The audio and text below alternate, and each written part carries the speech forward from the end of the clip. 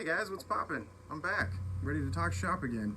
The Debo Show out on my gazebo, just hanging out. You know, beautiful day in the Pacific Northwest. It is awesome out. Drink of the day, it's a Bowie IPA, delicious, out of Astoria, Oregon. Also known for The Goonies and Kindergarten Cop, two amazing movies from my youth. If those movies are not from your youth, you are too young to be my friend, and you should go fuck yourself. Just joking. Sorry for the F-bomb, but I kind of meant it. Anyways, on today's episode, I'm going to talk about some love-hates I got. With all this time on my hands, man, there's a lot of things I've realized I hate and a lot of things I realized I love. Also, I'm graduating to be a grown-up dad, so complaining is a new hobby of mine. It's really great. Then we'll get into the return of sports. And by return of sports, you know what I mean. UFC and NBA bubble. Those two things may have saved my life mentally through this whole pandemic. It has been crazy, but we're going to get into those things a little bit. And then at the end, we're going to go into breakdown. It's a segment where I'm going to break down two divisions in the NFL every week on the podcast and talk about my projections for those divisions and what I think was going to happen in those divisions. Today's divisions are going to be the NFC West and the NFC South, two divisions that are probably going to be the most fun divisions to watch this year. I mean, there's so much going on in both, and I can't wait to break it all down. And then I'm going to end the show with a wonderful ode to fantasy football. Fantasy football is a fickle beast in my life, and I have some opinions on it. So we're going to talk about that. But hey, it's good to be back. Let's go. This beer is going to taste good. All right, guys.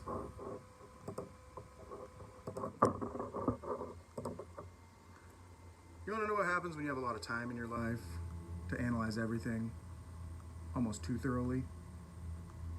You realize a lot of things you love and a lot of things you hate. And you have time to reflect on those things. And you have time to reflect on little things that you never really have thought about before.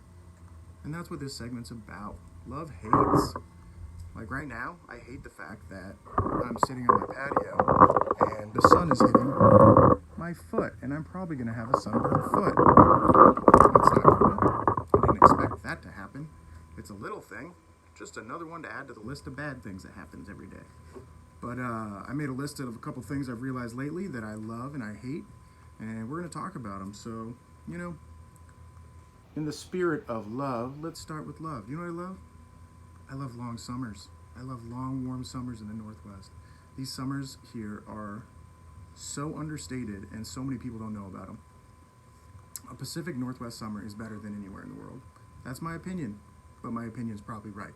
I got to travel a lot when I was younger with my mom being a flight attendant. We got to see a lot of the world, and I took for granted my entire life the Pacific Northwest. It's like a rainforest in the summer. It's so gorgeous, and the days are so long, and it's really a haven of just perfect weather. It doesn't get too humid. I mean, you have those days here and there that are humid, and those are bothersome, but relatively speaking, it's the perfect temperate climate. We get extra sunlight too. It stays light really late, and it's just gorgeous. Like, everything is green here. Everything. You drive down the road and you'll see trees upon trees and shrubbery, and the foliage of the Northwest is just unbelievable. And this year more than ever, I was reminded of how much I love sunshine. Just waking up every day and seeing a blue sky and the sun shining is such a great feeling. Mentally, I feel like it's like a drug. Like, I take it and I feel better about everything. Like, I could have a bad day, but if it's sunny outside, good Lord, it just makes things just a little bit better. And the Pacific Northwest, especially where we live, such a gorgeous area. And I think a lot of people don't know that. And I think a lot of people, once they come here in the summer, are like, what the hell? This is the best. And we're all like, yeah, it's pretty great. But when I was young, I just wanted to go live in California because it's everywhere that, you know, everyone on the movies and TV shows, they always live in California or San Francisco and all that stuff. And you don't measure what you love as an adult when you're a kid. Like, you don't measure the things that are important, like weather and traffic and shit like that. And like, living here, it's such a good reminder that the reason a lot of people live here is for these gorgeous summers, and they're so amazing. Like, you can't beat it. Like, driving with the top down or the sunroof open or going to one of our rivers, like, it's such a beautiful area. And when the weather's like this, for summers like this, it can make everything else in the world, which the world is fucked right now, it can make everything else in the world so much better. And this year, more than ever, I was reminded that, man, I love the summers here. And it always makes it hard, because, like, don't get me wrong, on the other side of that coin, the winters suck. Like, they're not temperate bad. Like, the reason the winters suck here isn't what most people would think. The reason the winters suck here is because it's dark at 4 o'clock, and you feel like your soul is getting crushed every day. It's like Netflix season, except you get sick of Netflix. And yeah, these summers like this keep people living here. I completely subscribe to that, because I would move. I need sunshine. I would move if the winters were like they were here and the summers weren't great. Like, the summers here are outstanding, and honestly, the winters here are dark. If you can handle the dark for those dark months, which suck, and I wish they would change something with the, daylight savings, that would help. If you can stand those months and just be in the gym every day and working hard or doing whatever you do to stay focused, it's worth it. The summers here, they're unbeatable. There's nothing or nowhere better that I mean, and the outlying areas too. You can go to Bend, you can go to, Billy Chinook. There's so many beautiful, amazing places to see in Oregon and Washington that it's like, man, people who don't know, who haven't visited, they really need to give it a try. And that's like, this is a big love for me. Like, this is a big love. I love this a lot. Like, the summers here, better than anywhere. That's why it's so hard to travel in the summer here. You just want to go to other parts of the state or Oregon, because everywhere is gorgeous here. Like, it's really hard to beat. And then, like, the winter, yeah, it gets dark, but you're not. You're really just waiting for March and November. Those are my days. November I hate, because that's when we fall back, and then spring forward, and it's all daylight to me. I don't care about the rest. Like, I want the daylight. Like, patio season, I'm outside right now, and it's gorgeous, and I'm just looking at blue sky and trees and plants everywhere. It's unbelievable. So that's my first love, the long summers of the Northwest. It's impossible to beat. If you haven't ever experienced one, make a trip, because it's insane. And when you're stuck inside all day or at home, and the weather turns out to be like this during this ridiculous pandemic, it really helps the soul. Like, it feeds the soul, and I love that one so much. But as with every love comes hates and things I don't understand, and there's a lot. For example, my wife got this pub mix from Costco. It's like Harvest Cheddar Sun Chips, best chips maybe of all time. Bold statement, but I'll stand by it. There's a reason they're making Sun Chips bags smaller. You go to the store now, their bags are like, lunch size. It's like, what are we doing? And you're still paying $4 for them. I think it's because there's drugs in those chips. They're so good. So this mix has Sun Chips, nacho cheese Doritos, Cheetos, and dog shit, pretzels. What are we doing with pretzels? Like, what are we doing? Pretzels are the most garbage snack of all time. I feel like pretzels are filler food. You put pretzels into mixes and you hope people eat them, because it can't be. I try to find a reason. Like, are they cheap to make? Because they taste like dog shit. Like, pretzels are awful. Like, even the big pretzels you get at like a game, those are dog shit too. They give them to you with a big old vat of nacho cheese. Like, yeah, that nacho cheese Velveeta, that stuff's horrible for you, but it tastes good. And honestly, anything tastes good if you're dipping it in something. Pretzels, on the other hand, awful. You who likes pretzels? Like, seriously, reach out to me. Like, who takes a handful of pretzels and like, num num num? It's like salty dog shit. Like, nobody likes pretzels. Like, ugh, why do they make them? I mean, I guess some people must like them because they keep making them and they're selling them, but God, don't mix them in with delicious things. Like, get out of my face. Like, Cheetos, Harvest Cheddar Sun Chips, and nacho cheese Doritos, that's like borderline Mount Rushmore of cheesy snacks. And then you want to throw a pretzel in there? A pretzel? Is it April 1st? This is horrific. I don't want a pretzel in there. I literally would pick them out and just give them to my child, because he will eat anything. Like, 2-year-olds are dumb. Here you go, eat this. Here's a pretzel. Yum, yum, yum. When he gets older, he'll be like, why did I eat this? So that's something I hate. Pretzels. Pretzels are dog shit. Who eats pretzels? Ugh. Nobody settles down to watch the game and be like, oh, babe, will you grab the pretzels? Ugh. No, I will not. I'll grab, there's a million better options than pretzels. Like, I really, it mystifies me, the people who go to the store and buy pretzels. Why would you buy pretzels? They are horrific. They have no distinct flavor. They're crunchy. Do you really eat stuff because you like it crunchy? Disgusting. So yeah, I hate pretzels. I don't understand them. I don't know who eats them. And I feel like the people who do eat them are psychopaths. You go to a big game and get one, you're only getting it probably because it's the cheapest thing on the menu. Big games are expensive. Hot dogs, $12. Maybe I'll just get a pretzel for $6. You muscle it down. You're like, oh, this cheese helps. And then they put that big, thick, like rock salt on it that's not even real salt. It's like they chipped it off of ice. Like, they chipped it off like a salt iceberg. That's just like, it's like chunks of salt where it's like, it's too much. You can't even eat that. You'll get a kidney stone if you eat the salt and the pretzel all together at once. It's just a horrible idea. Whoever made pretzels, you can just go straight to hell. They're awful. I don't know how they're accepted in culture. Ugh. Make pretzels go away. Nobody likes pretzels. Get them out of my pub mix. Get them out. Like, even Gardettos. Like, you throw pretzels in there. No one wants the pretzels. Everyone wants the rye chip. That's it. The rest of the stuff mixes in, and it's delicious. Pretzels? They ruin bites. Stop ruining bites, pretzels. You're awful. Go away, pretzels. I hate pretzels. Ugh. Now I'm all fired up about pretzels. Let's get back to something I love. Do you know what I love? Oh. I love YouTube. And not for the reasons you think. I love YouTube when you have to fix something. Culturally now, in our generation, we have a lot of people, in my opinion, who are ill-equipped to fix anything. Me included. I don't know anything about anything. Like, I know how to fix, like, cords and computers, and I know how to press the reset button on certain devices where I've been trained, but as far as, like, fixing anything, like, technical or, like, engine-based or house-based, I am blind as a bat.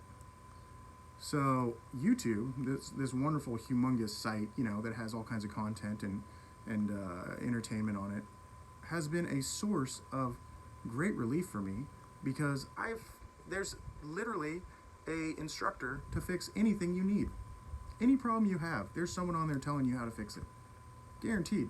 Like, these little problems where you realize once you get a little older and you have kids, you're like, oh, if I fix this, I could save hundreds of dollars. So I've been on a big kick on that.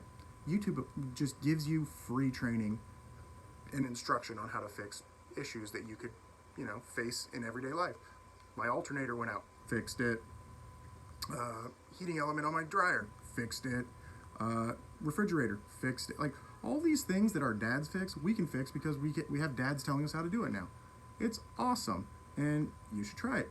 Next time, before you call a repairman or you call someone to come fix it for you, take a second and think, could I do this myself? And if you really think you can't, you're being a little bitch, because you probably can.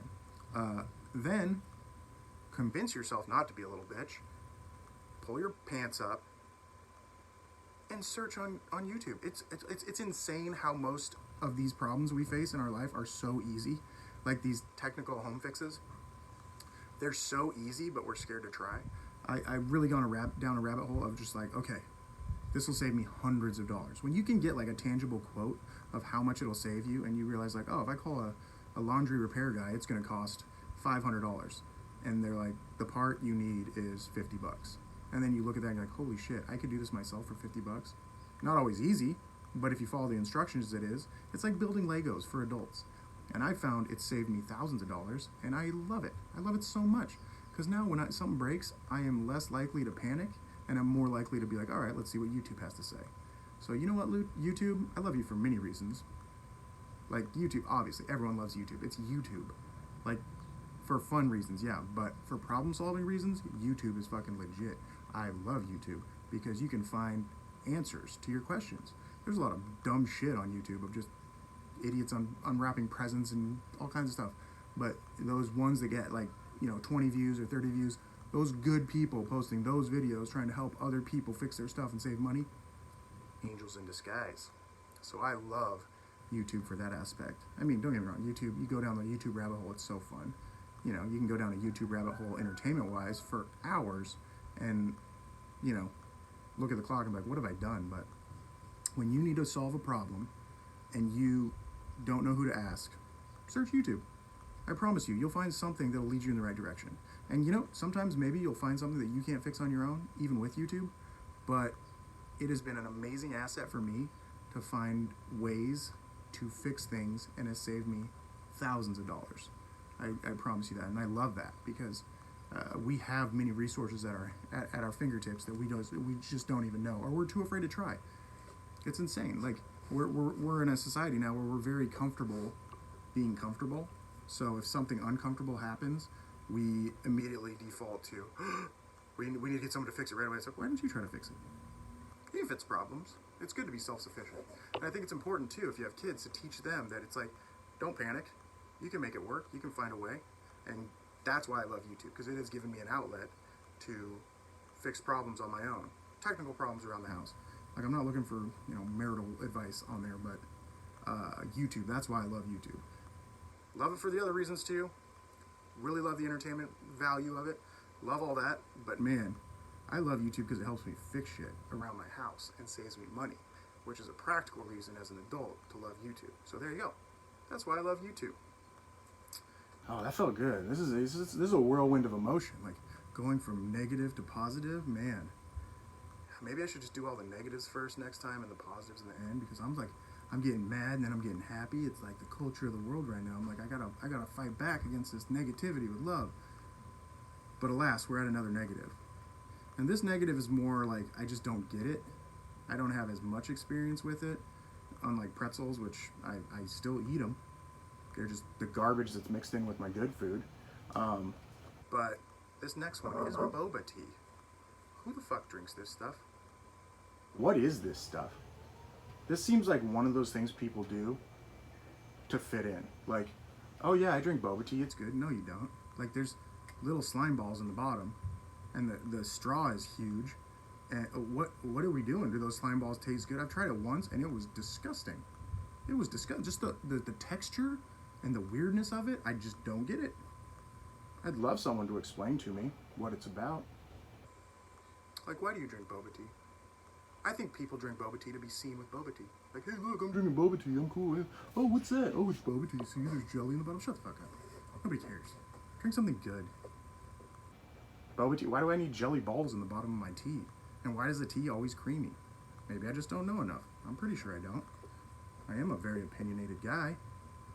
But boba tea, whenever I see people drink that, I'm like, why would you want that? Get a milkshake.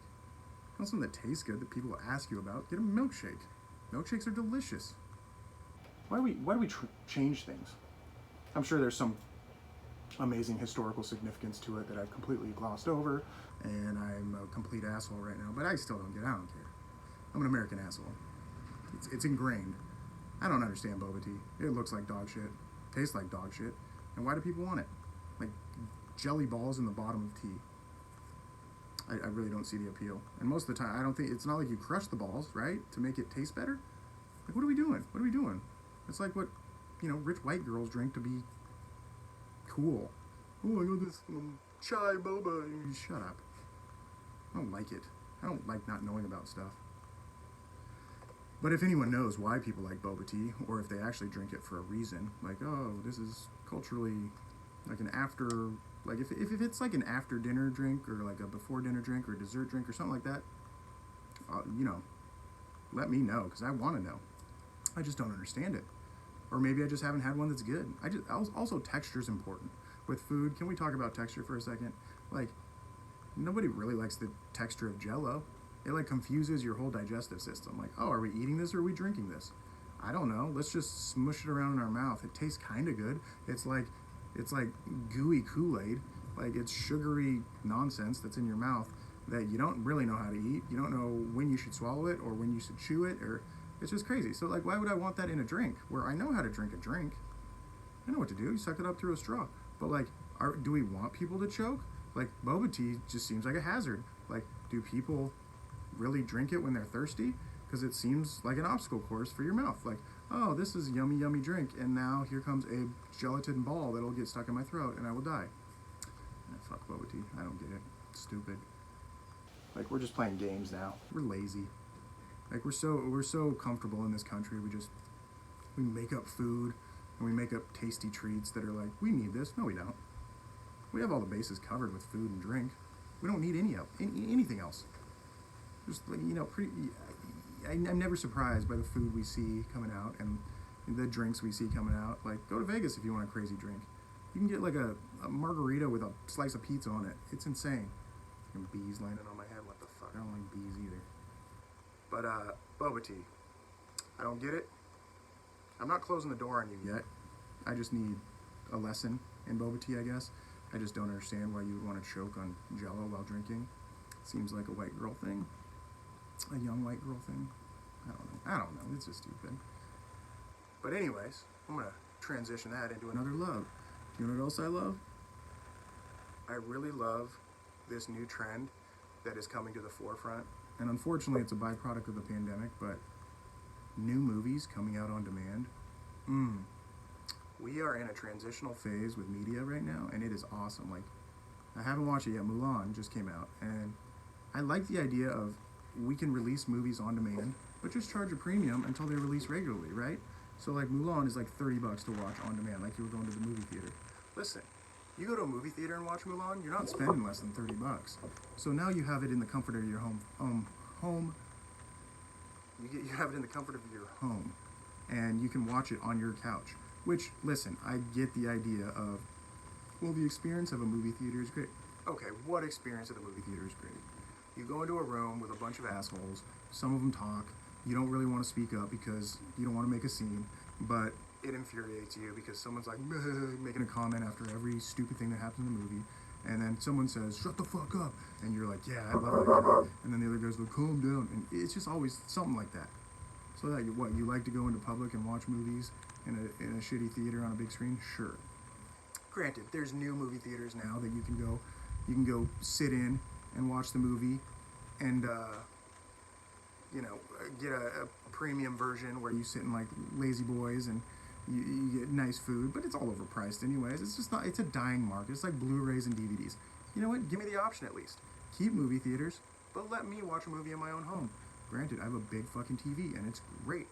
But what I'm saying is that a la carte option is great. It's great for everyone. Movie theaters and movie companies can make the same desired amount of money they want. They can control the margins. And then as a consumer, it's on demand, right? Okay, new movie's coming out. You pay the premium up front, you can watch it now, or you can wait a couple months. It's the same as before. Like, I honestly, like, movie theaters are fun for kids. As an adult, I think we'd all rather watch it in our own home. And you know what? That's the choice we want to make because we enjoy the comfort of our own home. I don't want to go out in public, especially now more than ever. And it's something that we really have to enjoy and get to. And my son's coming out here now, and what do you want? Go inside. Yeah, get out of here. Scram. That's something I hate. My children. No, I'm just joking. I love my kids, but they are kind of a pain in the ass sometimes. But yeah, with movie theaters, having that ability to just having the choice is great because I like going to movie theaters like as a family, but it also costs like $70 minimum if we get like popcorn and just the tickets is probably like 50, and then the concessions are expensive. Like that whole model's changing because of COVID, which is good. But I like the option of being able to go upstairs right now and watch Mulan, a movie that came out yesterday, and I can watch it on my TV if I pay a premium. I like that. That's called consumerism. That's called capitalism, and that's fair. It's fair to me. Sucks for the movie theaters, but you have to. It's like rental movies too. They went away because the model changed. Direct to consumer is the way to go. And right now we can get media direct to consumer. Me and my wife watched King of Staten Island a couple months ago, and it was direct to consumer. We paid $20 the night it came out. Great movie. We had a great time. Had a movie night upstairs. Made our own popcorn. Probably saved money, honestly. It was great. I just like this culture we're moving towards. And, it's a byproduct of an awful pandemic, but I'll take it. There's a lot of good things coming out of the pandemic. I mean, there's shitty things too, but there's a lot of good things like this. Getting movies at your fingertips, right? Release Black Widow. I'll watch it tonight. I want to see it. Nobody's going to want to go back to theaters anyways. There's going to be that hesitation and that caution when, theaters open back up like, hey, come to the movie theater. Yeah, the model has to change. Nobody wants to do that. So I love that that's changing, and I hope more mainstream movies come out like that, because I think it's a great idea, and I think it fits the culture that we're going to have to live in now. Like the pandemic is not, even if the disease goes away, the effects aren't going to go away. People aren't going to want to go out to movies. People aren't going to want to go outside as much, like especially in enclosed places. So I love that idea. I love being able to get things on demand. Like the video game market's already done that. You don't have to buy physical video games anymore. You just download them and they're on your computer in like 20 minutes. So love that aspect. And the last thing I hate, which is a weird hate, because it's a practical thing, but I've learned about it just in this summer, because there's flies everywhere. There's flies everywhere in the summer. It's hot. Maybe it's just my neighborhood. There's flies everywhere. So I buy these fly traps, right? They have these fly traps. They're like bags that you open up and you pull the top up, and then you pour hot water in, or warm water up to this line, right? And the flies fly in. They get attracted to whatever is inside. They fly in, and then they get stuck, and they all drown. First things first, those traps are disgusting. That's a good market to get in. One, that you don't see the flies, so that the apparatus they go into is not, see-through, because it is so gross.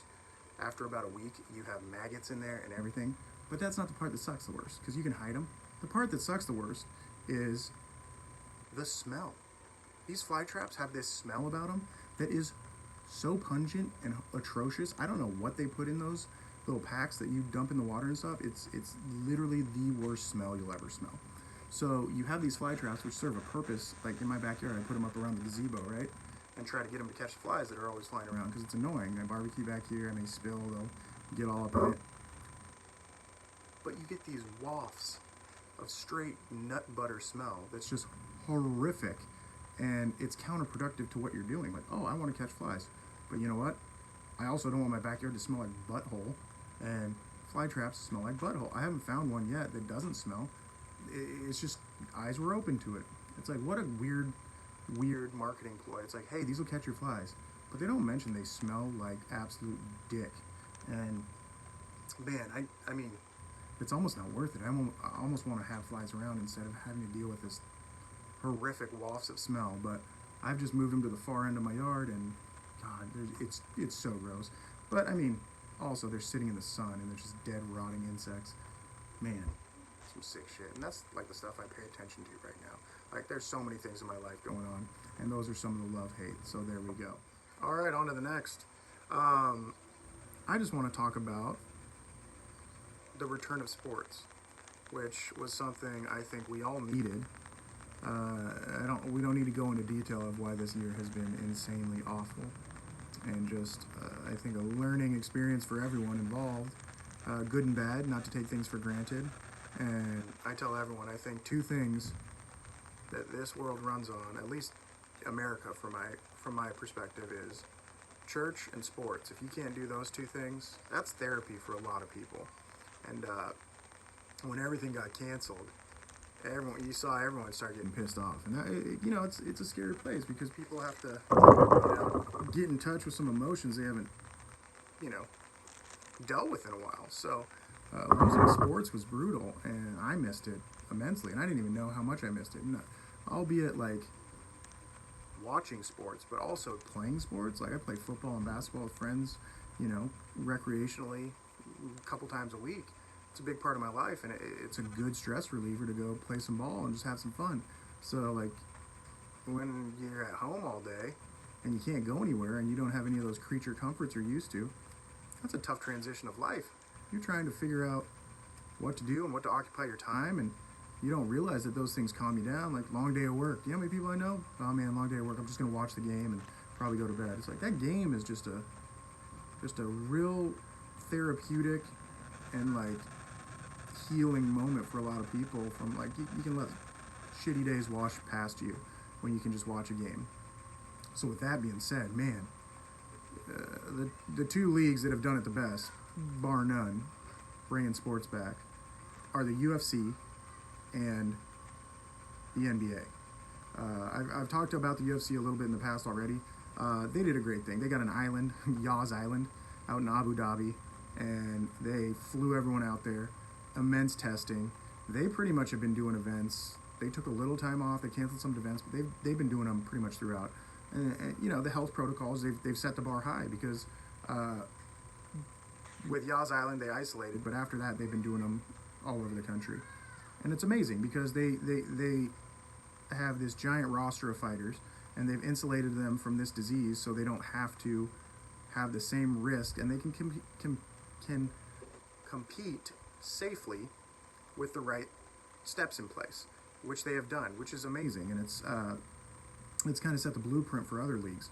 UFC is great, but also UFC doesn't play every night, so while we call them a sports league, they don't have games every night, and they don't have the sheer magnitude and the sheer amount of games that other leagues like the NBA has, or Major League Baseball. Because, I mean, there's an example of one that hasn't done it super great. Major League Baseball. They've had like 5 outbreaks, and whole teams have had to forfeit games because tons of people got sick, and it's like not insulating it in the way where they can do it in a proper manner, and that's been eye-opening too. So with all that being said, I think the best example of how a league has handled the pandemic and made a successful return is the NBA. The NBA has been phenomenal. The whole bubble idea down in Florida, where they've insulated everyone, it's genius. And also, you got to give credit to the players too, because like it's a giant sacrifice for those guys to be down there and not see their families for, you know, months before the playoffs even started. I think now NBA players who are in the bubble, their family can come visit, so they can get that boom boom and they can see their kids and stuff. But like being a dad, not seeing your kids for months or not getting any pussy for months, good lord. Like, while trying to focus on, you know, basketball and like also the big social injustice march in the world right now, like you're just locked away in these hotel rooms and on your phone, and like everyone's getting pent up and angry. But the NBA made a league return for this season, and it has been so successful. They've had no positive tests, even with people leaving the bubble. They have been so great at insulating these players and creating a competitive, awesome environment. Like the bubble games, I went in with the mindset of, oh, these are going to suck. These guys are going to be rusty. They're not going to be able to do anything. And I've been blown away. The bubble games have been amazing. They've been so fun. We've had some amazing, like the Blazers, obviously, Blazers and Seahawks, I'm going to be a homer on, but the Blazers in the bubble were the most fun team to watch ever. They're 4 games back of Memphis, and that like the mini like playoff push before the playoffs was rad. Like so many crazy games, tough schedule. They blew through it, you know, played great, then just got their asses bent over by the Lakers, which was wild. But I think the NBA bubble has done an excellent job, and I think Adam Silver is, you know, he's still pretty short into the job, and he's done an excellent job on so many levels. Like, he listens to the players, he has great communication with the Players Association. Chris Paul's leadership of the Players Association is great as well. And then he compromises on ideas, but he also doesn't give up. He's a very pro-gambling commissioner as well. He thinks sports gambling should be legal, which why isn't it? It doesn't make sense. And then figuring out the bubble with the people he works with and making it a thing, that's going to be a lasting legacy on his career, because it's been an immeasurable success. We get basketball every day. It's been kind of like a mini March Madness, which that was the biggest thing I was bummed on, is March Madness. Losing that was brutal, because March Madness is, you can't even argue with me. It is the best sporting event of any sporting event ever.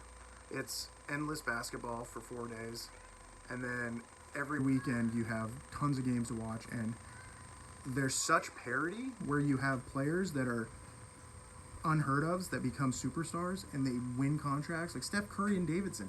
Like, his story, like coming in and just rallying with Davidson that year, amazing. You get guys every year like that, like Gordon Hayward with Butler, like all these guys like that come out of nowhere in the woodwork, and it's like, it's storytelling in real time, and it's so great. So when that got canceled, I was super bummed, but the bubble atmosphere of this year has been so good that you can wake up and watch games all day, like from 10 a.m. to like 9 p.m. And it's been like kind of the same vibe where you're like, all right, let's watch this game. And now with the playoffs too, like it's dwindling down, and that's always bittersweet. But man, what a great environment. And honestly, I don't know what their ratings are. I've heard they're not great. I don't care. I watch every night. I love it. It's sports. It's something that I think even the people who say they're not watching, they're probably watching, and it resonates with us. It's those are like modern day superheroes. We want to watch guys do stuff we can kind of do, but not to their level. It's awesome, and the NBA bubble has been incredible. Like the games have been great,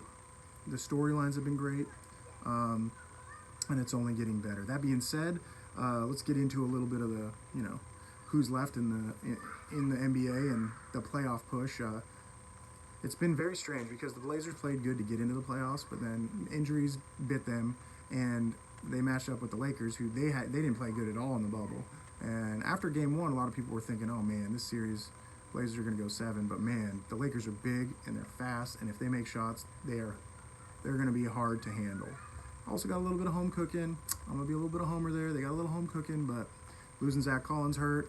Losing Dame hurt, obviously. I mean, there's only so much you can do. Future's bright for the Blazers, though.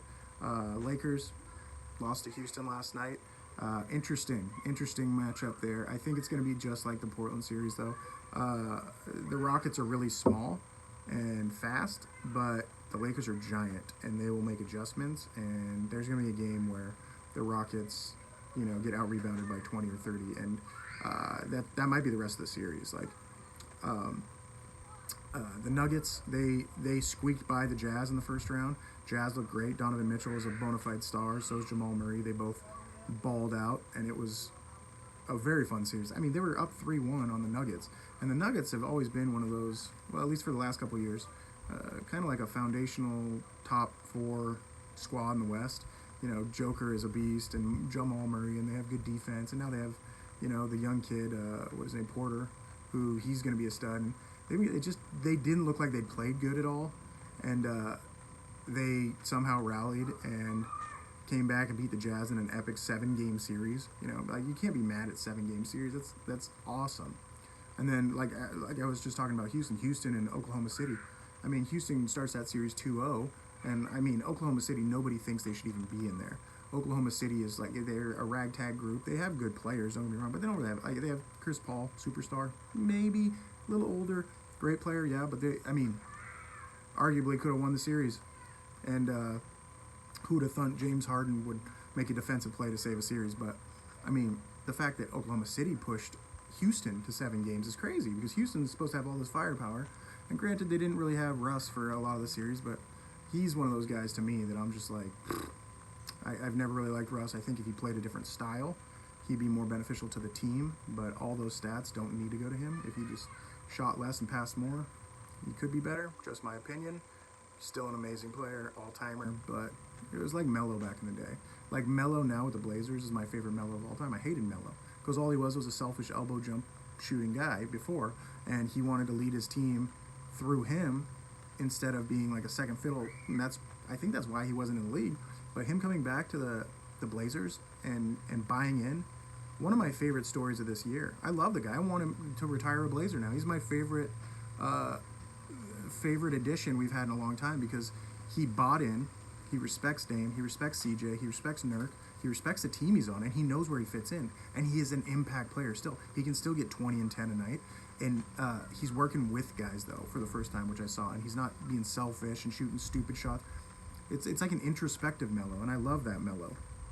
But, and then you have, the Clippers, the Clippers are now matched up with Denver.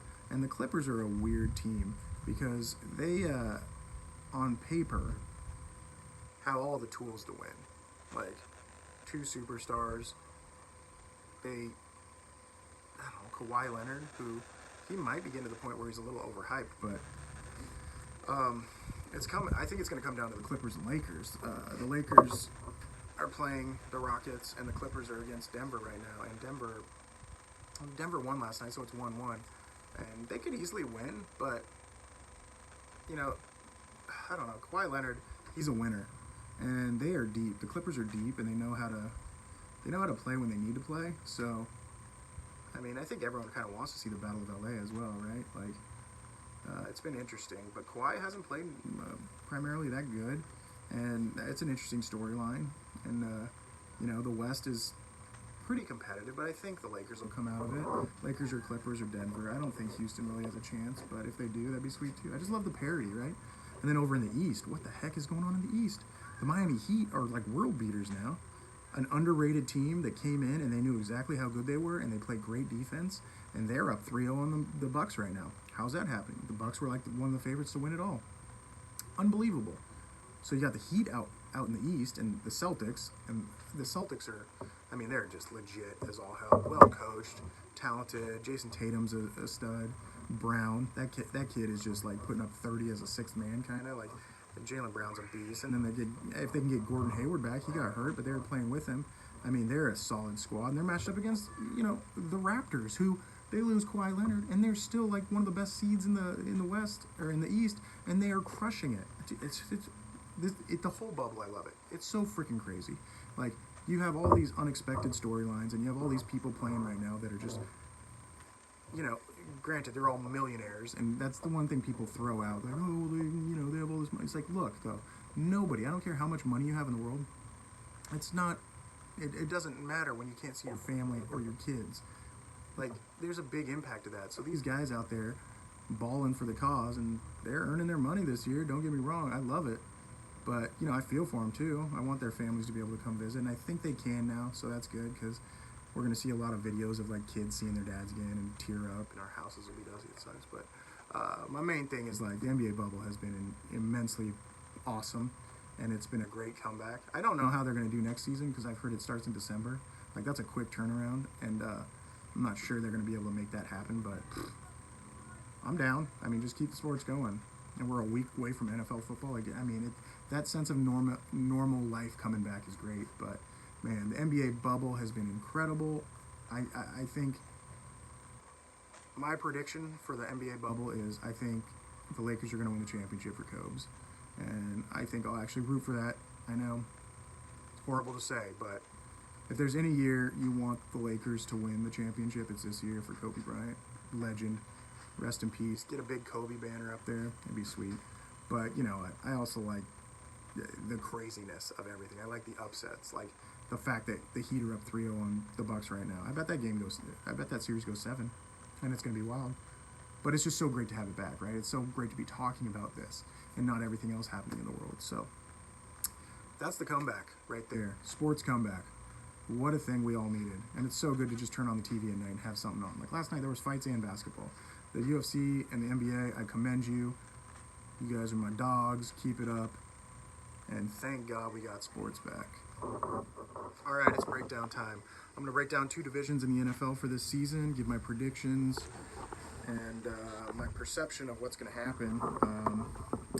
Today's divisions, we're going to do NFC South and NFC West. Both of those divisions are going to be wild. Obviously, I'm doing NFC West first because I'm a Seahawks fan, and that division is the toughest division in sports. It's bullshit that we have to play in it. But there's kind of like a weird vibe when your team is in the NFC West where you get mad respect because like your division is way better than any other division, and everyone else in the league can't complain about like, oh, in division schedule. It's like, yeah, you don't have to play the Niners, the Rams, and the fucking Cardinals. But let's start with the NFC West. So last year, way more competitive than we thought it would be. The Niners in their resurgent year won 13-3. Seahawks 11-5. Rams 9-7, and Arizona Cardinals 5-10. So let's unpack that a little bit. Rams were in the Super Bowl a couple years back, and they were great. They had a down year, bound to happen. They've tied up a lot of money in a few guys. Jared Goff, which there's a good argument to be made that he is not worth what they're paying him yet. I mean, he can throw it. Don't get me wrong, he can throw it, but it's hard to justify him being a max quarterback after so little years in the league. And then they put all on, Aaron Donald, which, yeah, smart move. Aaron Donald, in my opinion, best football player in the NFL. Overall, he's just a monstrous savage, and he's worth the money. And then Jalen Ramsey, like, those are 3 great players, but it's hard to, like, spread yourself that thin and not get any real role players.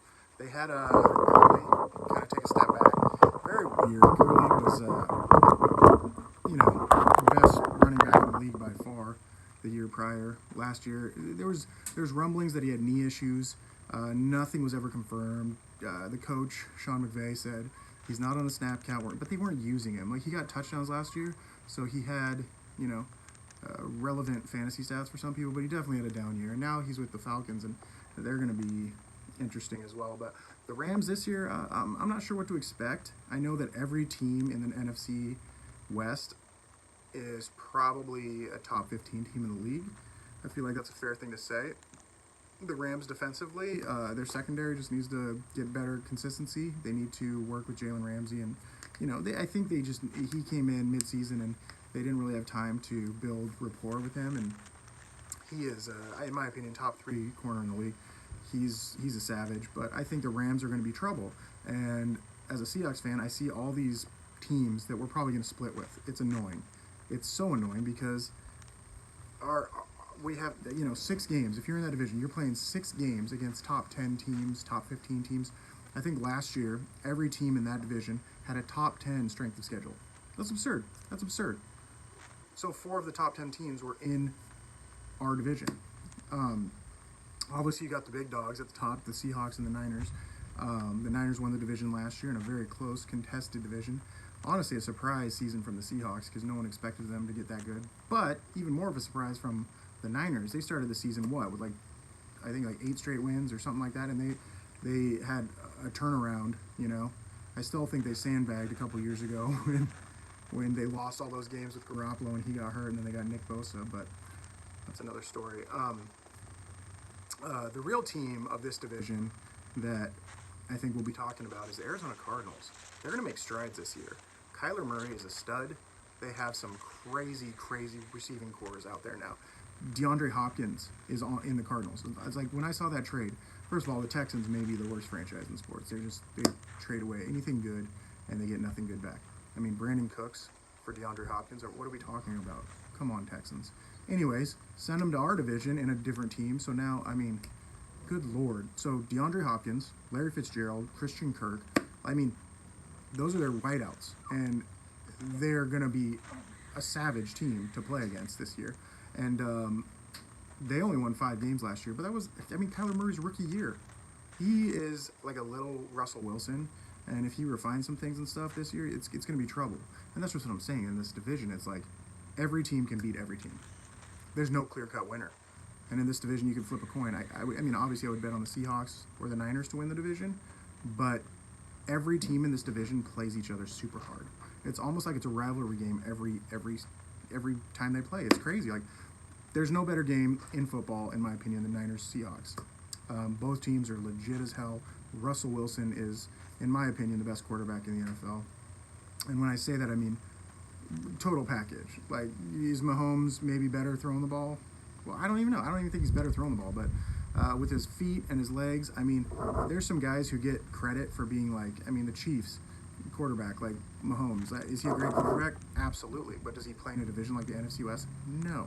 If Russell Wilson had to play the Broncos, Chargers, and Raiders twice, he would get way better numbers, and he could probably get 50 touchdowns a year. But he has to play the Niners. He has to play the Rams. He has to play the Cardinals.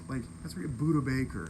You have to play Buda Baker, Jalen Ramsey, Richard Sherman, guys like that, Quan Alexander. The level of talent in the NFC West is almost unfair. No one in that division could ever win an MVP or a defensive MVP because, the teams are too good and the parity is too good. But that's what makes it the best. It's I honestly think the NFC goes through the NFC West. The other teams in the NFC are good, but they're not that caliber. Some are, one or two.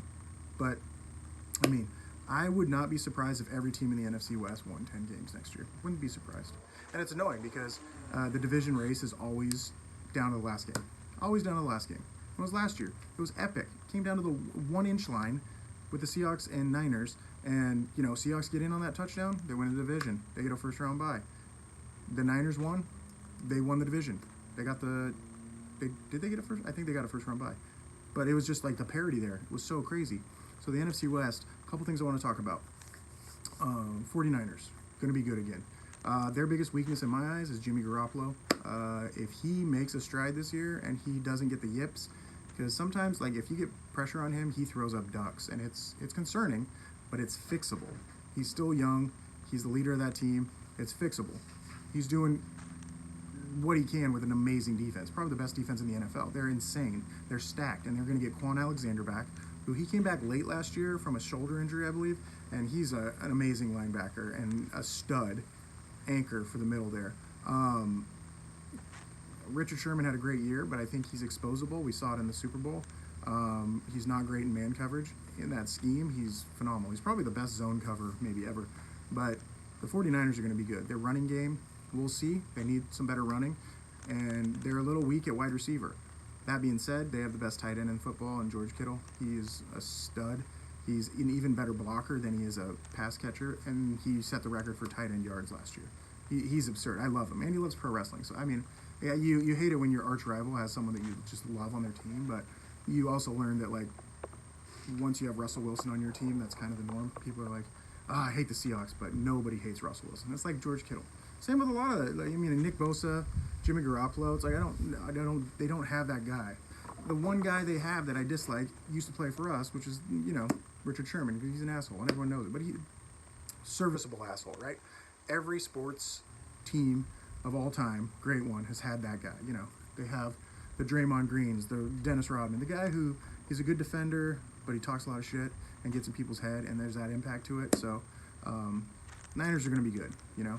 My prediction, they're not going to win 13 games this season, though. I think they'll take a step back. I think they'll be around 11, maybe 10 or 11 games. I think it's really hard to replicate a season when no one expects that season. So the Niners came out of nowhere last year. Nobody expected them to be good. They were consistently ranked in the end of, the tail end of the NFL rankings until they just kept winning games. And then people saw them keep crushing and consistent, and they have a legit defense. They lost Eric Armstead on the line. They have a new kid there. They have some gaps that they have to fill. That being said, the core is there. They have an amazing pass rush. They have good protection for the quarterback. They have, excellent defense. And, they're a real grinder team. They have a style where they can grind you out, and they're not going to beat you by 50, but they'll beat you. Beat you by a touchdown, beat you by 3. They're great. They're a good team. They're going to be in the top 5, I think, of the NFL down the stretch. They're not a team you want to play in the playoffs, but I don't think they're going to win 13 games again. I don't think they'll be like a 1 seed in the West, but they're definitely going to make the playoffs if it's not winning the division or wild card. I mean, the Niners and Seahawks should both make the playoffs. That is my prediction. Now let's move to the Seahawks. Like I just said, I think they'll make the playoffs too. It's really, when you get to those two teams, it's a matter of who can stay healthy, right? The Seahawks and the 49ers, because those two teams are world beaters. I think either one of them would have. The Niners didn't beat the Chiefs in the Super Bowl, but I think they should have. I think that was just like, I don't want to say it was a fluke, but they were up 10 with like 6 minutes left. Like, you got to be able to close out games, and that falls on Garoppolo too. You got to be able to close out games. You got to stick to a game plan. That falls on the coach. They were running the ball all over the Chiefs, and they abandoned their game plan. It's the second time Shanahan's done that. The last time he did that, we saw with the Falcons and the Patriots, and there was a big comeback there too. It's like, don't abandon something that works, I guess, for the Niners. Hopefully they learn from it. They have the ability to get back there. Health is a big part. Like I just said, with the Seahawks. Last year, Seahawks were cruising. I thought they were a lock for the number 1 seed. They lose all 3 running backs in one game. It's insane. Like, all 3 running backs. And they have to bring in Marshawn Lynch. A great story, right? It was a great story. It was fun to see. I felt like it was an apology tour. They just handed him the ball on the 1-yard line every time. Until they didn't, and they screwed up again. But that was fun. And they still made they made a run at it. Travis Homer, there's some real potential there. But Chris Carson back this year, they're going to be legit. Rashad Penny's, he'll be back eventually. But Carlos Hyde as well, we've insulated that. And then also our secondary has gotten immensely better. Our biggest weak spot is probably our offensive line and our secondary. Last year we couldn't stop any of the Trey Flowers, I vouched for him a lot, but he got exposed a bunch last year, especially Devontae Adams in the playoffs. Good God. It was like me playing against my son. It's like insane. But, we added Jamal Adams, arguably the best safety in NFL from the Jets, and then Quentin Dunbar as well, who last year had one of the best corner ratings of anyone in the NFL. So we got Shaquille Griffin, Quentin Dunbar, Quandre Diggs, and Jamal Adams. And last year when Quandre Diggs got hurt, our defense suffered. So he was a big game changer. We probably have the best safety duo in the league. So that's great. But on the other side of that, on our line, we lost Jadeveon Clowney. He was our big pass rush guy, and he signed with the Titans. And it's a bummer, but hopefully we can get some pressure. We got Bruce Irvin back. He's a beast. We got some young studs we drafted. Hopefully that can work out. The biggest thing for the Seahawks has always been giving Russell enough time. If that offensive line can make strides and keep him safe, the kid's a wizard. Like, we're so lucky that Russ hasn't really got hurt. So knock on wood that he stays healthy this year. He's a once in a generation talent. He's so good, and he makes so much out of nothing. Seahawks also have a group of wide receivers and receivers that are next level. I mean, Tyler Lockett, probably one of the best slot receivers in the league. DK Metcalf, sky's the limit. He's a giant, savage, beast body like Julio Jones, Megatron. And he had a great rookie year. Greg Olsen, Will Dissly. If Dissly can stay healthy, he's had nothing but, flashes of brilliance while he's been on the field. So, I mean, you can't really expect much because he's gotten 2 catastrophic injuries in 2 years, and that's a bummer. But, having Greg Olsen as a backup and Luke Wilson still there too. I mean, offensively, the Seahawks are fine. Biggest questions will be offensive line, and then if we can get pressure on the opposing team's quarterback. And I really like where they're headed this season. It's going to be a battle with the Niners. They're going to be real tough to compete with. I predict a split there if teams are healthy, right? If they don't lose like a big guy, like if Jimmy Garoppolo gets hurt again, or if they lose one of their studs and George Kittle gets hurt, that's a big loss. It's funny how a lot of football comes down to whichever team stays healthy, right? So that division is going to be, I think, anyone can win that division, but my prediction would be Seahawks or Niners, obviously. Personnel-wise, they're just a little bit above the Rams and the Cardinals. The Rams, although, they moved Brandon Cooks, so Cooper Kupp is the guy there now, and they have some weapons on offense. They got rid of Gurley, so they have a young stud who hopefully can stay healthy, but they're not quite rounded into the shape as the others guys. Their defense will be great. They'll be competitive. They're always in every game. They get that pass rush, and that's what I mean with the Seahawks. Like, if they can block for Russ, those should be easy wins. The Cardinals are the real wild card for me though, because they have a great team, awesome defense. Chandler Jones on the pass rush, Buda Baker back there, one of the best safeties in the league as well. And then offensively, they got a young stud quarterback, and then they also have the old wily vet, Larry Fitzgerald, still playing to guide these young guys. They're going to be very interesting. I don't know where they're going to end up, but I think they're going to have a really good season. And I predict the NFC West will be the best division in sports again. And I think every guy or every team in that division is going to be a 10-win team. And it's going to be insane. Like, that division, I can't wait to watch because it's just parity. It's parity. I mean, the weeks where the Niners would lose, I'm like, yes, because I know there's going to be makeup games, right? I know that they'll get right games.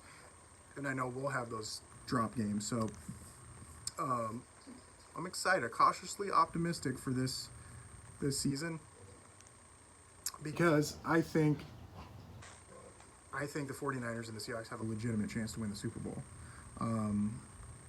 And I am a Seahawks homer, but I think the Seahawks have a better personnel to win the Super Bowl just because they have Russell Wilson. And you need a quarterback in that position, as we've seen, to kind of take over. And Russ is good at that, as long as he's not handing the fucking ball off at the 1-yard line. But that's NFC West. Now let's get into another fun division in football this year, which is going to be crazy. This one's even more crazy because it's kind of like I'm looking objectively from the outside looking in, and that is the NFC South. Oh boy, I got to take a big swig for this one because this one's going to be good. I'm excited about this division.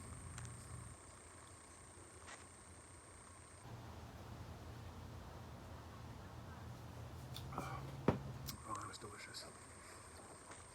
I've been sitting out here so long that my beers start to get warm. It's kind of bothersome, but okay.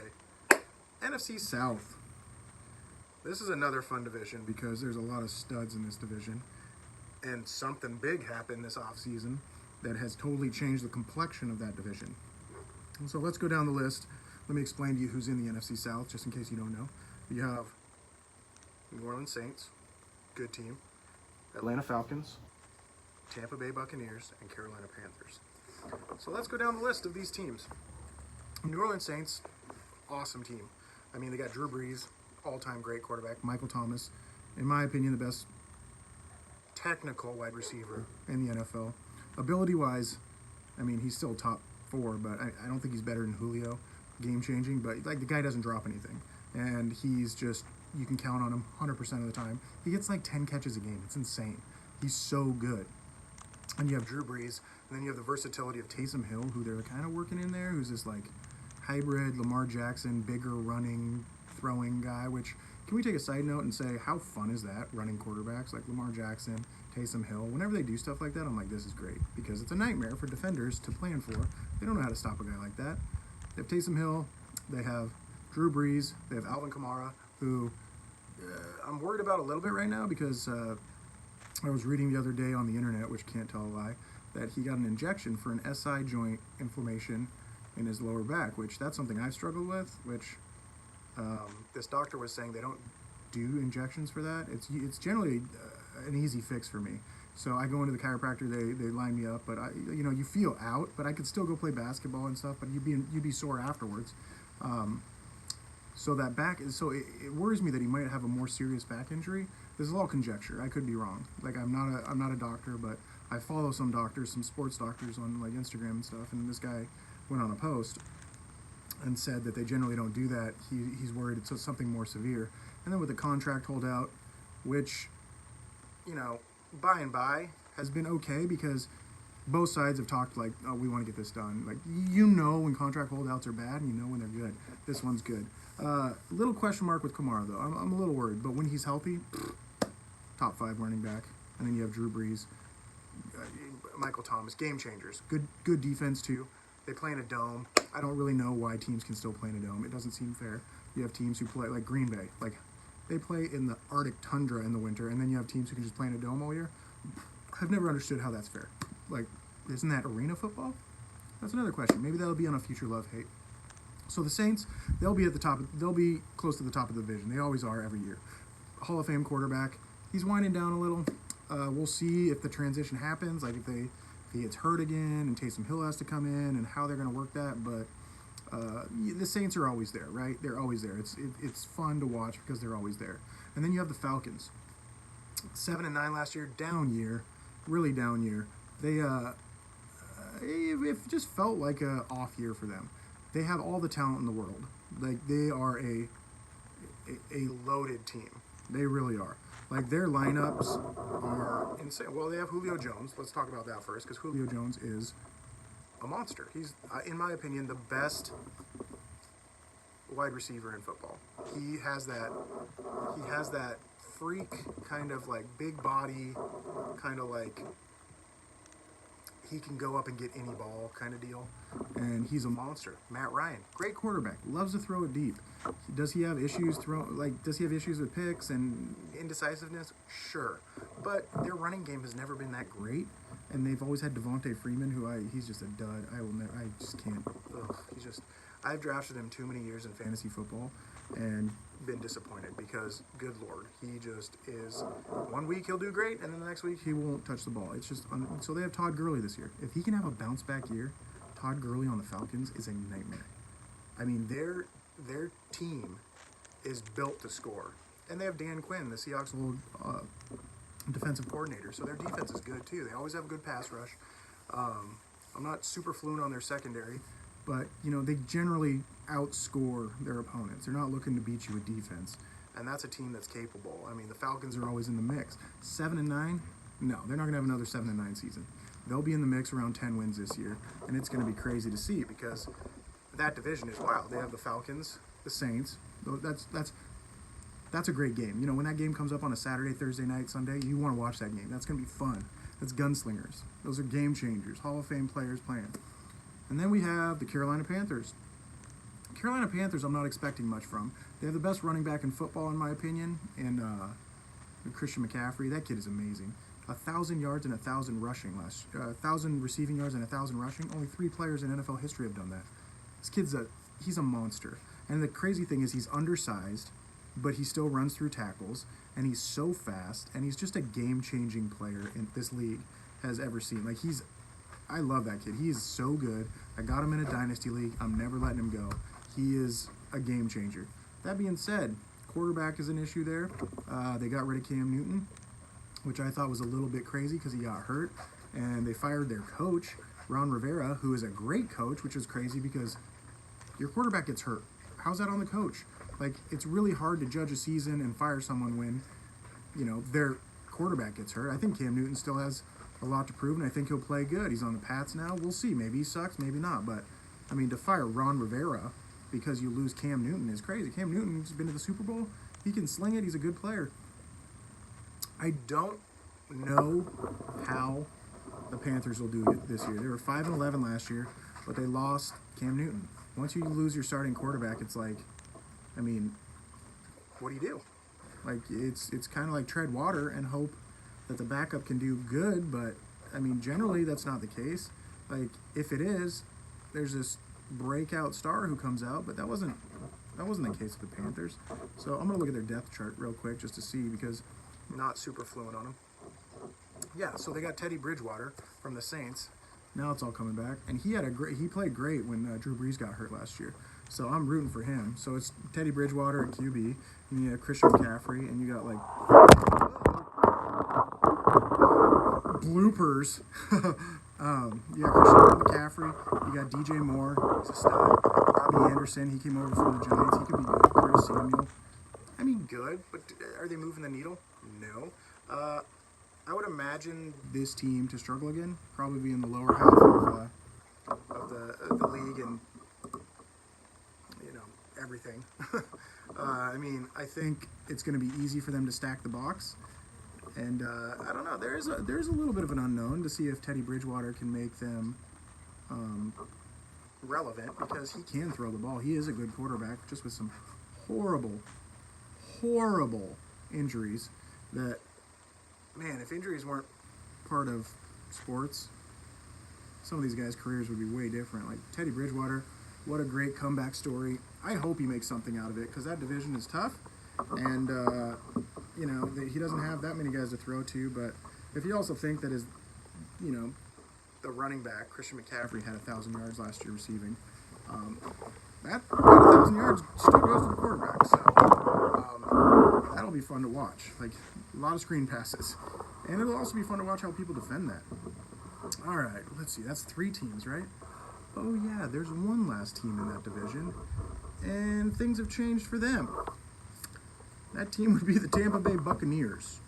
Good Lord, the story of the offseason. Old Tom Brady is going out to the Tampa Bay Buccaneers, taking his talents to Tampa Beach. I don't know if it's South Beach or North Beach or whatever. Anyways, story of the offseason. Tom Brady left the Patriots, and he went to Tampa Bay, where Tampa Bay's quarterback last year was Jameis Winston, who is the most hilarious guy ever, because he has great statistical offensive numbers, but so many interceptions. It's like, if he could just minimize those, he'd be a top 5 quarterback in the league. But he can't. And like, if you get the opportunity to get Tom Brady, you take it.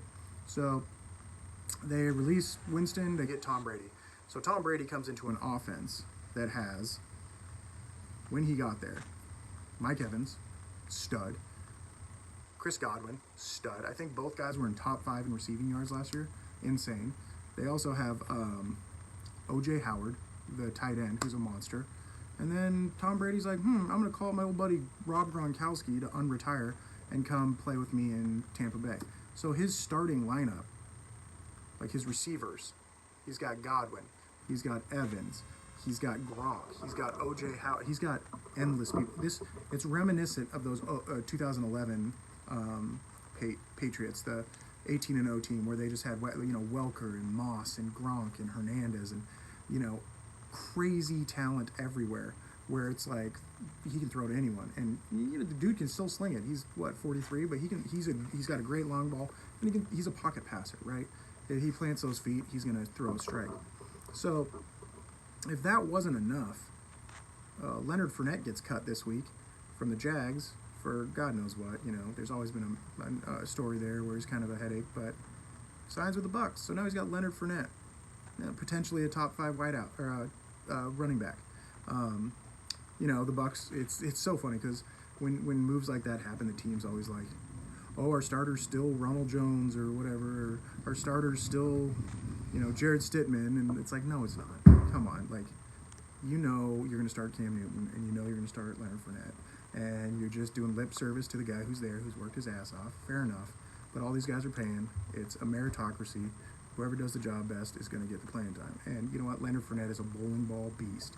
So the Tampa Bay Bucks are a real interesting story this year because they have maybe the best offense in the league. I mean, they're right there with, you know, the Chiefs as like talent-wise. They have so many studs, and can they put it together?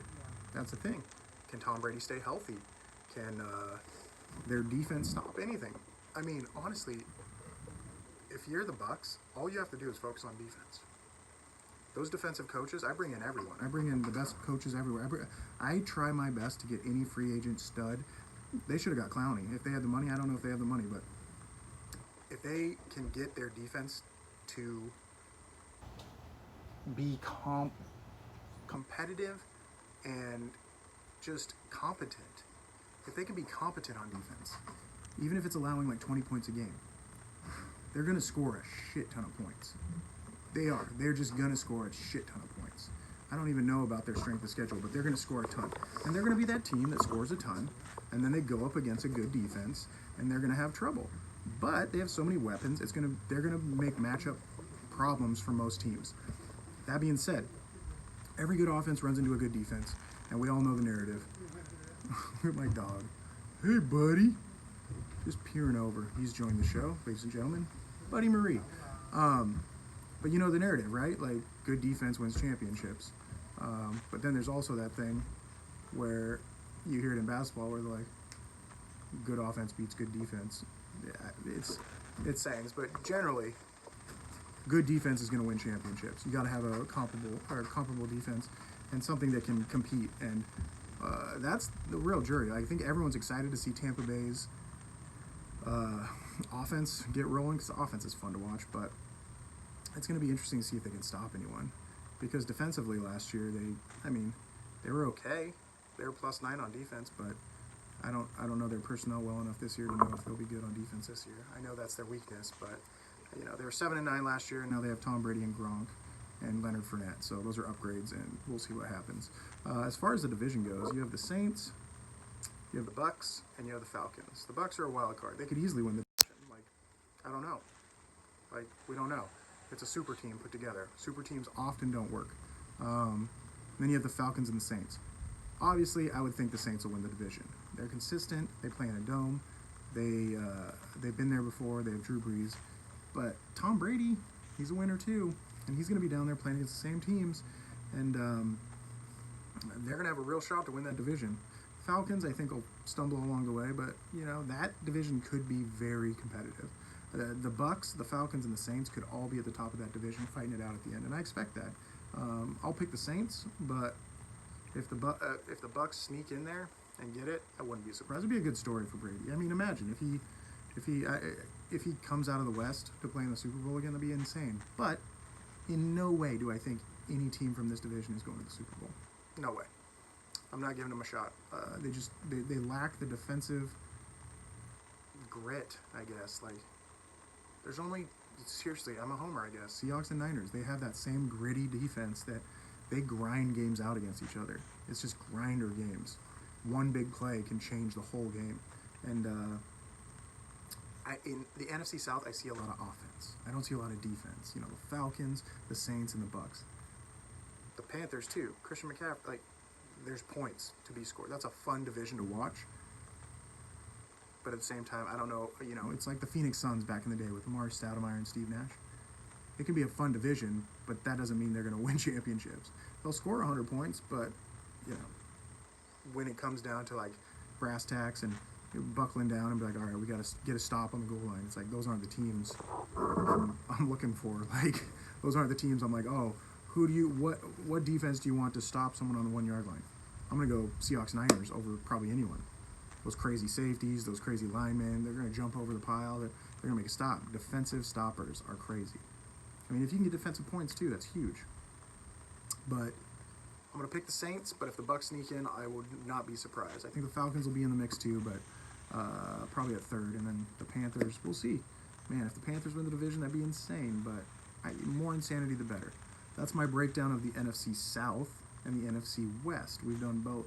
So on the next podcast, I will do the NFC North and the NFC East, which the NFC East is just such, it's like a division of frat boys. The Giants, the Washington football team, we'll get into that. The Cowboys and the Eagles. So much vitriol for such shitty teams. Like, Cowboy fans are the worst. They can suck my balls. But those are my breakdowns of the NFC South and the NFC West. We'll do North and East next time.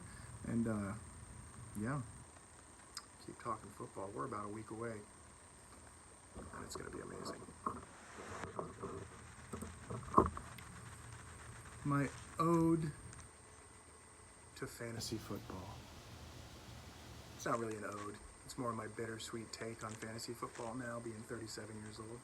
So I started playing fantasy football when I was about 20. I was a server at a restaurant, and I didn't know what it was. I've heard about it before, but not.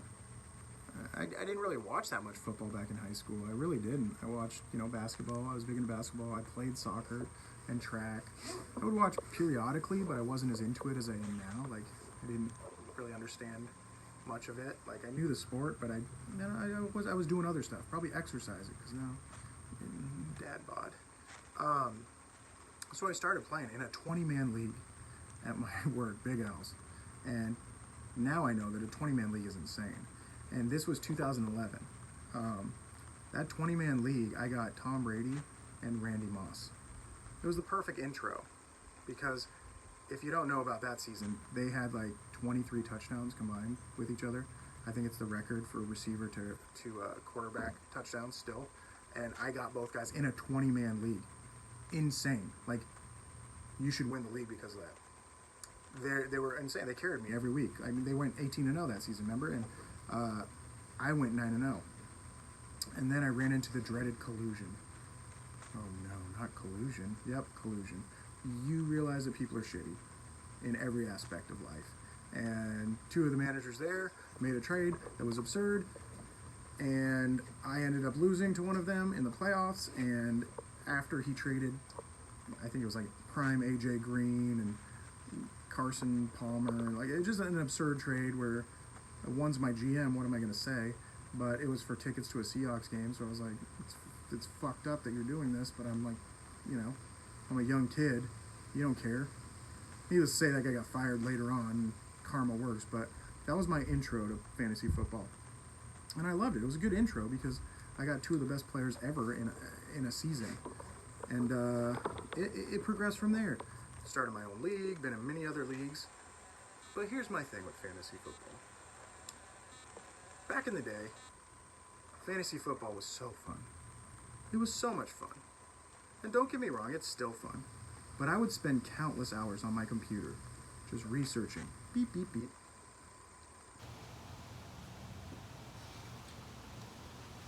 Just learning. Depth charts, memorizing all that. Trying to see who's the best, who I can get. Where can I find someone that no one else has? Or what can I see that no one else sees? And the cool thing about sports and looking into stuff like that is, if you do the research, I'm so confident you can find advantages places. And if you're constantly plugged in to that stream of information, you have an advantage, definitely. But what I realized as I went on with fantasy is there's a large percentage of fantasy football that's luck. You have your guys who go and they're like, oh, I studied, there's no luck involved. And I just want to go shut the fuck up. I've won leagues. I've had great seasons. But any common sense person can look at fantasy football and be like, there's a large proponent of luck involved in this game. And let me extrapolate that a little. Let's unpack it. When you draft a team, you're drafting random guys from different teams generally, right? So when you get your squad, on paper, you can be great. But what's a big component of fantasy football? Injuries. If you get a guy who gets injured, who you draft early, you're going to have a hard time replacing him. It's just science. Like, it's nothing crazy. But not only that, the way fantasy football works, you need your guys to go off at the right time. They have to have their go off weeks in the playoffs. There was a season a couple years ago where I was in the playoffs in every league and lost in every league. I wanted to break my phone. You know why? Because the standings and everything else in life that tells you like, oh, you're the number one seed, like rankings matter in fantasy football. No, you're playing a crapshoot every week.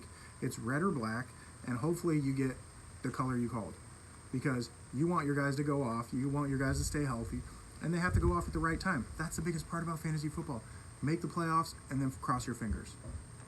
You can, a lot of people win multiple leagues. Great. There is an element of skill to it, just like poker. But at the end of the day, there's bad beats in poker, and there's bad beats in fantasy football. And boy, have I seen them. I'm not bitter by any means. And my point of all of this is, back in the day, I used to take so much time to study before drafts and to realize, oh man, I need to get this guy, or I need to know this, I need to know that, I need to know the third string on everyone's player. You don't even know that. I just wing drafts now. I just wing them. Because you know what? If you have a phone in your hand, you could look up the guy you want or the next best available and be like, what's wrong with him? Or you could just be like, what do I need? And go. As long as you can see if that guy's injured or not, you're going to be fine. The waiver wire is the way you really fix your team. Look, a lot of people are going to pick someone up off the waiver wire this year who's going to be a huge part of their team. We don't even know who that guy is yet. One injury changes the dynamic of everything. You could draft, Patrick Mahomes, all-star, Russell Wilson, all-star. They could break their foot week one and you're screwed. So what I'm saying about fantasy football is, while I love it, it has buried me. It has stomped my dick in the dirt, and it has given me a false sense of confidence in the years where I was like, I'm going to study and be the best. No, you're not going to be. You can go study as much as you want, and there's no guarantees. It's an interesting dynamic, though. Like, I like to study after I draft now, because I can look at the guys I got and be like, I hope I did good. And then I can pat myself on the back, but I'm not take credit for draft guy. Now it's more like have fun with friends, hope my teams win. It's like roulette. You pick a number. Hopefully you're that top pick. There's a giant, great story. I have a great story here. In my league, you get a bonus for 100 yards, right? If you're a running back or a receiver, you get a 5-point bonus. And one year going into playoffs, a friend of mine, Todd, he made the playoffs by, He made it by 5 points. Yeah, he made it by 5 points. So he won his playoff matchup to go into the finals by 5 points. And I was like, okay, I didn't really pay attention. If you're not in the playoffs, you don't pay attention. Next morning, I wake up to like 20 text messages. What's going on with your league? What's up, man? Which is always funny because people are always like, what is wrong with your league? Like I run ESPN. It's like the same scoring. Like, it's not my league. It's not like I forgot to, flip a switch or the breaker's off. It's like, it's ESPN, man. It's the scoring set. It's a computer that does it. So, what's up with your league? Blah, blah, blah. So, he suddenly is down 1 point in his league, and he missed the playoffs. And I'm like, oh shit, what happened? And he's like, yeah, I don't know. It took away 6 points last night. And I was like, all right, well, I'll look into it. Come to find out, I look into it, and his running back, I believe it was Le'Veon Bell, or whoever they had before him, they gave him the 100-yard bonus, and the NFL came out the next day and said, oh, he only got 99 yards. So in my league, you get a point for every 10 yards, and then you get that 5-point bonus. So what happened was, after correction, Todd went from in the playoffs to out of the playoffs because he lost 6 points, because he didn't get the 1 point for the 90 to 100 yards, and he didn't get the 5 for the 100-yard bonus. It's the worst bad beat I've ever seen in fantasy sports. And I didn't know what to say. I was like, oh my God, dude, I'm sorry. And showing someone the facts of that is like the worst thing ever, because I'm like, I didn't do anything wrong, but I still feel bad for you. This is horrible. And it was a perfect illustration of like, you have no control. Fantasy football is a real bitch, or it can be a sweetheart. But it's so fun to play. I think the main thing about fantasy football is it makes every game meaningful. Because if you really break it down for how much you play for the year, you're playing for like $1 a week. It's really not that much, or like $2 a week. You're not gambling a lot. There's not a lot of skin in the game where you're like watching a game like, I need to cover. but it makes every game meaningful. And it's the best thing ever, right? But it's also the hardest thing to plan for. It's the hardest thing to control. It's like water. You can't just grab it. You can't make it do what you want it to do. It's just a real fucking bitch. A bitch I love. It's like an abusive relationship. It really is. It's like I'm the housewife that gets beat every night because my guy didn't catch or had 30 points last week and this week he has none. Or like turf toe. Fuck fantasy football, but I love you, fantasy football. You're a bitch, but I love you. And there you go. That's the Debo show for today. I had a good time doing this. It took me a while. I mean, the sun went down. It's hot. My dogs are sleeping, climbing all over me. My kids are all over me. My beers are turning hot.